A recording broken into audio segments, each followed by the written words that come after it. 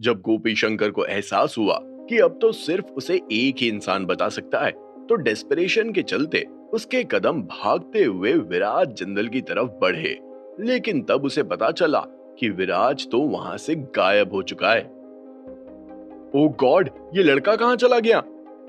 जब विराज उसे कहीं दिखाई नहीं दिया, तो गोपी शंकर की तरफ से ये पहला रिएक्शन था। अभी गोपी शंकर विराज को ढूंढ ही रहा था कि तभी अचानक से शटर शटर की आवाज आने लगी। एक्सकवेटर्स मशीन ने अपना काम शुरू कर दिया था और उस नए घर के तीसरे माले पर हमला बोल दिया था। इससे पहले कि गोपी शंकर और उसका पूरा परिवार उस घर को होम स्वीट होम बोल पाता, एक्सकवेटर्स मशीन ने उस घर के तीसरे माले में होल कर दिया था। एक्सकवेटर्स के हमले से जो मिट्टी ऊपर से नीचे उड़ते हुए आई, उस मिट्टी ने पूरी तरह से गोपी शंकर को घेर लिया था। जब डस्ट डिसअपीयर हुई, तो गोपी शंकर का पूरा शरीर मिट्टी से भरा हुआ था। उनके खड़े बालों में मिट्टी जा चुकी थी और उसके साथ साथ उनका सफेद सूट भी पूरा काला हो गया था। गोपी शंकर की ऐसी हालत देखकर तुरंत ही कैलाश ने उन्हें पीछे खींचते हुए कहा, क्या तुम पागल हो गए हो? तुम्हें वहां से हटना चाहिए था ना। बेवकूफों वाली हरकतें क्यों कर रहे हो? जब गोपी शंकर को एहसास हुआ कि उनका छोटा भाई कैलाश उन्हें पीछे की तरफ खींच रहा है, तो गोपी शंकर ने कैलाश को धक्का देते हुए कहा, हाँ, मैं पागल हो गया हूँ कैलाश, तुम्हारा बड़ा भाई पागल हो गया है। मैंने इस घर पर 3 करोड़ रुपया खर्चा किया और ये घर एक ही झटके में चला गया। तुम्हें क्या लगता है कि अब मुझे इस घर का अफसोस भी नहीं मनाना चाहिए? ये घर अभी भी पूरी तरह तैयार नहीं हुआ था। अच्छा हुआ कि ये तुम्हारे हाथ से चला गया। मैं मानता हूँ कि तुमने इस घर पर 3 करोड़ रुपए लगाए, लेकिन तुम्हारे सर से बहुत सारी परेशानियां भी तो दूर हो गई हैं। क्या तुम्हें ऐसा नहीं लगता? कैलाश चौधरी के मुंह से निकले शब्दों को सुनकर गोपी शंकर का चेहरा कुछ बिगड़ सा गया था। कैलाश, तुम्हें यहाँ खड़े रहकर फालतू की बकवास करने की कोई जरूरत नहीं है। मैंने तुमसे कहा था कि तुम एक बार मेयर साहब से बात करो, लेकिन तुमने मेरी एक नहीं सुनी और अब मुझे ज्ञान दे रहे हो। जो काम तुमसे नहीं हो सका, अब वो मैं करूंगा। ये बोलने के बाद गोपी शंकर वहां से जाने लगा। कैलाश ने उसे रोकते हुए पूछा, अरे तुम कहाँ जा रहे हो? मुझे मेयर साहब से इस बारे में अच्छे से बात करनी है। जब तक मैं उस कमीने विराज जिंदल से बदला नहीं लूंगा, तब तक मुझे चैन नहीं मिलेगा। जैसे ही गोपी शंकर के मुंह से ये शब्द बाहर आए, वैसे ही कैलाश ने गुस्सा करते हुए कहा, तुम पागल हो गए हो? इसी के साथ कैलाश ने अपना हाथ अपने सर पर रखा और गोपी शंकर को प्यार से समझाते हुए बोला, भाई तुम ठंडे दिमाग से सोचो। अगर तुम अभी मेयर साहब के पास गए, तो क्या तुम अपनी मौत का बुलावा लेकर नहीं जाओगे? कैलाश चौधरी के एंग्शियस लुक को देखकर गोपी शंकर जोर से हंसते हुए बोला, कैलाश, मुझे लगता है कि तुम डर रहे हो, है ना? तुम मुझे मेयर साहब के पास जाने से क्यों रोक रहे हो? तुम्हें डर है कि अगर मैं पकड़ा गया तो इस कांड में तुम्हारा नाम भी आएगा और तुम्हारी नौकरी चली जाएगी, है ना? मैं सही बोल रहा हूं ना?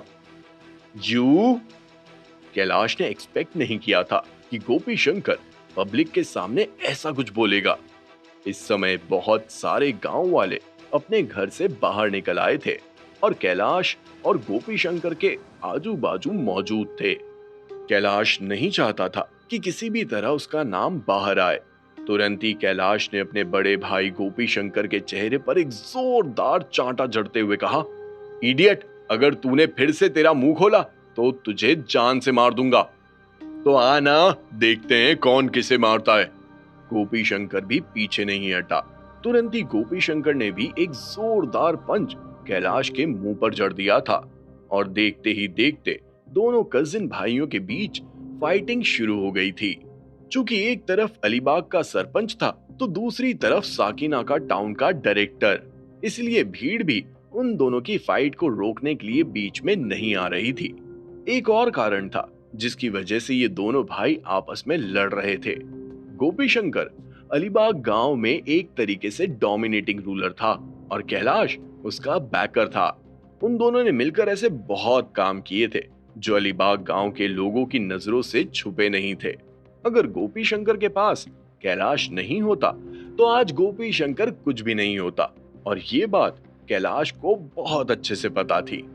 कैलाश अपनी बढ़ाई दिखाना चाहता था और गोपी शंकर अपनी। खैर, ये तो इन दोनों भाइयों के आपस का मामला था, लेकिन अलीबाग गांव के लोगों को एक अच्छा शो देखने को मिल रहा था और वहां की जनता ये देखकर बहुत ही ज्यादा एक्साइटेड थी। विराट जिंदल भी थोड़ी ही दूर पर खड़ा होकर मुस्कुराते हुए इस नजारे को अपनी आंखों में कैद कर रहा था। जितिन वहां जाकर गोपी शंकर और कैलाश की लड़ाई को रोकना चाहता था। विराज भाई, मैं अभी वहां जाता हूँ और इन दोनों को अलग करता हूँ। ये बोलते हुए जैसे ही जितिन ने एक कदम आगे बढ़ाया, वैसे ही विराज ने उसे रोकते हुए कहा, रुको जितिन, क्यों? तुम्हें उन दोनों को अलग क्यों करना है? लड़ने दो उन्हें। मैं देखना चाहता हूँ कि इन दो भाइयों में से यहाँ का असली किंग कौन है। गोपी तो सुन रहा है? वो कमीना हमें लड़ते हुए देखना चाहता है। उसका मकसद यही है कि हम दोनों भाइयों के बीच में फूट बढ़ाए, जिससे हम दोनों एक दूसरे के सारे काले चिट्ठे उसके सामने रख दे। भले ही विराज उनसे दूर था, लेकिन उसके बाद भी कैलाश को विराज के मुंह से निकले शब्द सुनाई दे गए थे। ऑफ कोर्स सुन रहा हूँ। ये सब तुम्हारी वजह से हुआ है कैलाश। अगर तुम फालतू की बकवास बातें नहीं करते और समय पर सारा काम करते तो मुझे गुस्सा नहीं आता। तुमने मुझे गुस्सा दिलाया और इसी वजह से उस लड़के को हमारे खिलाफ जाने का एक अच्छा खासा मौका मिला। भले ही अभी कैलाश और गोपी शंकर एक दूसरे से बात कर रहे थे, लेकिन उन दोनों के हाथ अभी भी नहीं रुके थे। फाइटिंग अभी भी चल रही थी, लेकिन अंत में चूंकि गोपी शंकर कैलाश के मुकाबले थोड़ा ज्यादा ओल्ड थे, इसीलिए उनका शरीर और ज्यादा फाइट नहीं कर सकता था। जैसे ही कैलाश ने अपनी एक लात ऊपर उठाई और गोपी शंकर पर हमला किया, वैसे ही गोपी शंकर जोरदार चीखते हुए जमीन पर गिर गए थे। आयो आयो, राम, मर गया रे। जमीन पर गिरते ही गोपी शंकर के मुंह से कुछ ऐसे शब्द बाहर आए। गोपी शंकर जैसे तैसे जमीन से उठना चाहते थे और उठने की कोशिश भी कर रहे थे, लेकिन तभी उनके कानों में जोर जोर से हंसने की आवाज सुनाई दी। उस आवाज को सुनकर गोपी शंकर चौंक उठे थे। उनके चेहरे पर गुस्से के हाव भाव इकट्ठे होने लगे थे। तुरंत ही गोपी शंकर ने पीछे मुड़कर देखा और जोर से कोसते हुए कहा, किसकी इतनी हिम्मत जो मुझ पर हंस रहा है? ये बोलने के बाद गोपी शंकर को एहसास हुआ कि वो अपना मुंह बंद नहीं कर पा रहा है, क्योंकि जो इंसान गोपी शंकर पर हंस रहा था वो और कोई नहीं बल्कि साकीनाका टाउन का मेयर पीयूष चावला था, जिसे देखने के बाद गोपी शंकर का मुंह खुला का खुला रह गया था। पीयूष चावला के ठीक पीछे एक बूढ़ा सा आदमी बैठा था, जिसका चेहरा बहुत ही उदास लग रहा था। हालांकि वो अलग बात है कि गोपी शंकर उस बूढ़े आदमी को पहचान ही नहीं पा रहे थे। पीयूष साहब, मेयर साहब। हालांकि गोपी शंकर की पीयूष चावला से ज्यादा मुलाकात नहीं हुई थी। जब भी साकीनाका टाउन में मीटिंग होती थी, तभी गोपी शंकर की एक या दो बार कभी मुलाकात हुई होगी, लेकिन उसके बाद भी गोपी शंकर ने एक नजर में ही पीयूष चावला को पहचान लिया था। ये तुम क्या कर रहे हो? जैसे ही पीयूष के मुंह से ये शब्द बाहर आए, वैसे ही जल्दी से गोपी शंकर ने कहा, मेयर साहब, मैं इस गांव का सरपंच हूँ। क्या आप मुझे पहचान नहीं पा रहे हैं? अच्छा, तुम्हें याद है कि तुम इस गांव में सरपंच हो? मुझे तो लगा कि तुम भूल गए होंगे। तभी तो अलीबाग गांव का सरपंच और साकीनाका टाउन का डायरेक्टर भीड़ के सामने इतनी अच्छी हरकतें कर रहा है। अब समझ में आया मेरा सवाल। कड़क अंदाज में पीयूष के मुंह से कुछ शब्द बाहर आए और अंत में तो पीयूष ने जो चिल्लाया, उसके बाद पिन ड्रॉप साइलेंस हो गया था। ये तुम कर क्या रहे हो? पीयूष के मुंह से निकले शब्दों को सुनकर गोपी शंकर को समझ आ गया था कि वो आखिर बोलना क्या चाह रहे हैं। तुरंत ही गोपी शंकर ने अपने चेहरे को नीचे झुकाते हुए कहा, मेयर साहब, दरअसल एक मिसअंडरस्टैंडिंग हो गई है। ये किस तरह की मिसअंडरस्टैंडिंग है? तुम्हें क्या लगता है कि तुम्हारा बाप अंधा है? मुझे दिखाई नहीं देता है? बेवकूफ, मुझे ही पट्टी पढ़ा रहा है। जैसे ही पीयूष चावला के मुंह से ये शब्द बाहर आए, वैसे ही गोपी शंकर की रूह कांप गई थी। उसे अंदाजा नहीं था कि मेयर साहब का अंदाज इतना कड़क होगा। अब गोपी शंकर को समझ आ रहा था कि क्यों कैलाश उसे मेयर साहब के पास जाने से रोक रहा था। वाकई में, अगर गोपी शंकर मेयर के पास चला जाता तो शायद आज पीयूष उसका खून ही कर देते। मैं गोपी शंकर पीयूष को समझाना चाहता था, लेकिन इससे पहले कि वो कुछ बोलता, पीयूष ने उसे बीच में ही टोकते हुए कहा, तुम किस बारे में बात कर रहे हो? मैं तुम्हें साफ साफ बोल रहा हूँ, तुम्हें मुझे सब कुछ डिटेल में बताना होगा, जो कुछ भी आज हुआ है, वरना मेरी नजरों में ये मैटर कभी खत्म नहीं होगा। मैं करूंगा ही नहीं। पीयूष चावला की बात सुनने के बाद गोपी शंकर के चेहरे पर एक अलग ही डर दिखाई देने लगा था। जब कैलाश चौधरी ने देखा कि सिचुएशन बहुत ही ज्यादा ऑकवर्ड स्टेट में फंस गई है, तो तुरंत ही उसने मुस्कुराते हुए कहा, मेयर साहब, सच में एक मिसअंडरस्टैंडिंग हो गई है। उस बारे में हम फिर आराम से बात करते हैं। मुझे लगता है सबसे पहले हमें उस इन्वेस्टमेंट के बारे में। इससे पहले कि कैलाश अपनी बात रख पाता, मेयर साहब ने तुरंत ही अपने कड़क अंदाज में उसे टोकते हुए कहा, बेशरम इंसान, तुम अभी भी इस आदमी का साइड ले रहे हो। मेयर साहब का इशारा गोपी शंकर की तरफ था। पीयूष ने एक्सपेक्ट नहीं किया था कि इतना कुछ हो जाने के बाद भी कैलाश गोपी शंकर की साइड लेगा। चौंकते हुए पीयूष ने कड़क अंदाज में कहा, तुम्हारा नंबर भी आ गया है। ये मत सोचना कि तुम बचकर निकल जाओगे। तुम्हें सजा देने के लिए भी मुझे कुछ ना कुछ तो करना ही पड़ेगा, वरना तुम ऐसे नहीं सुधरने वाले, बद से बदतर हो जाओगे। पीयूष चावला के मुंह से निकले शब्दों को सुनने के बाद कैलाश चौधरी डर के मारे कांप उठा था।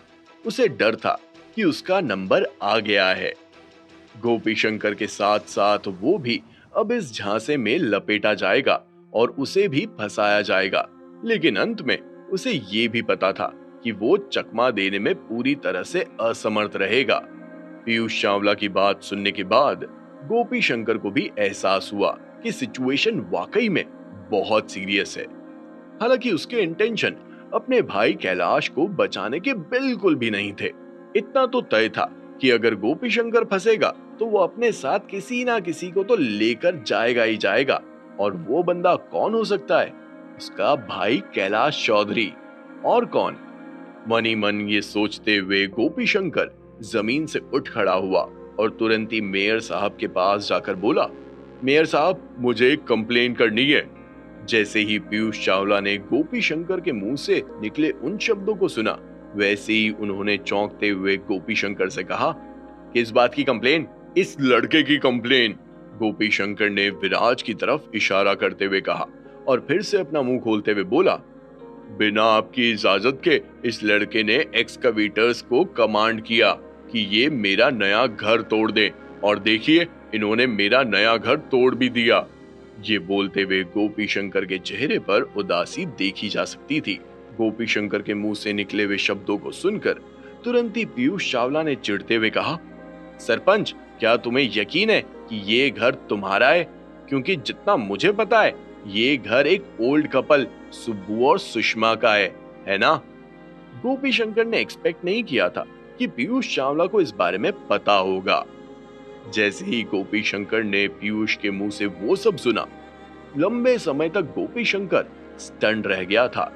उसके बाद उसके चेहरे पर एक ऑकवर्ड स्माइल आ गई थी और उसने पीयूष को एक्सप्लेनेशन देते हुए कहा, आखिर गोपी शंकर ने क्या एक्सप्लेनेशन दिया होगा? क्या गोपी शंकर की बात में सच्चाई होगी? क्या गोपी शंकर अपनी गलती मानेगा, या फिर वो घुमा फिरा कर पीयूष को भी कुछ उल्टा सीधा समझाने की कोशिश करेगा? क्या गोपी शंकर का अंत आ गया था? पीयूष चावला की तरफ से उसे क्या सजा मिलने वाली थी? इस गांव का अब नया सरपंच कौन होगा? अगर विराज हुआ तो क्या विराज मुंबई छोड़कर अब यहां रहेगा? सुनिए cash on my mind, only on pocket FM.